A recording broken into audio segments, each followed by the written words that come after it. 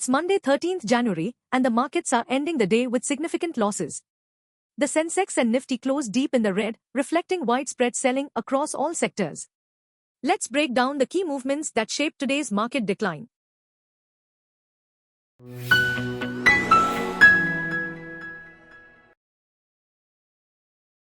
The Nifty plunged 345 points to close at 23,085, while the Sensex dropped 1,048 points, ending at 76,330.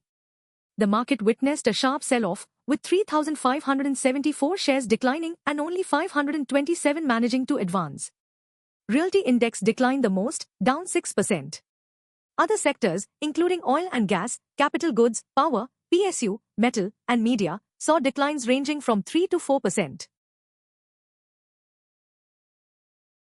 TCS, IndusInd Bank, Axis Bank, and HUL led the gains on the Nifty, providing some support to the indices. On the other hand, Adani Enterprises, Trent, BPCL, Bharat Electronics, and Power Grid were the top losers, adding to the market's downward pressure. The rupee fell sharply by 58 paise to a record low of 86.62 against the US dollar, marking its steepest drop since February 2023. With down by a stronger dollar and rising crude oil prices, the currency's decline was exacerbated by significant foreign institutional investor outflows, totaling 22,194 crore rupees this month.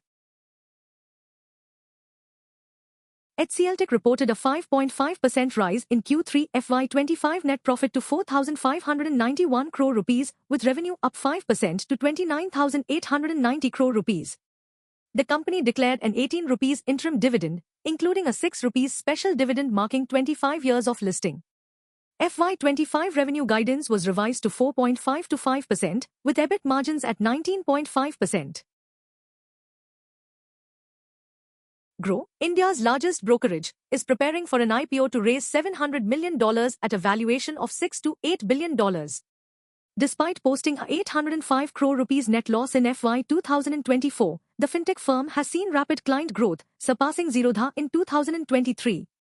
The company also relocated its parent entity to India ahead of the offering. The broader markets faced steep declines, with the Nifty Midcap 100 dropping 4.02% and the Small Cap 100 sliding 4.10%. This significant underperformance highlights the intense pressure on mid and small cap stocks, reflecting broader market weakness and cautious investor sentiment. Gold is trading at $2,669, down 0.7%, as strong U.S. jobs data boosted Treasury yields and the dollar. December's 256,000 job gain and 4.1% unemployment fueled optimism, pushing the 10-year yield to 4.794%. Focus now shifts to upcoming CPI and PPI data for clues on the Fed's next steps, keeping gold's outlook uncertain amidst rising volatility. NBCC Limited share price fell over 6% on 13 January 2025, despite announcing a 3,500 crore rupees order win from UP Awas Vikas. The stock opened at 82 rupees and 39 paise, down 2% from the previous close, and dropped further to 78 rupees and 80 paise during intraday trading. The company secured a project to develop Purvi Vihar, Lucknow, covering 588 acres. India's bond market witnessed significant volatility as the 10-year government bond yield surged to 6.85%, marking its highest level since 22 November. This represented the steepest single-day climb in over 7 months, fueled by the upward trajectory of U.S. Treasury yields following robust economic data. Adding to the pressure, a declining rupee further dampened sentiment.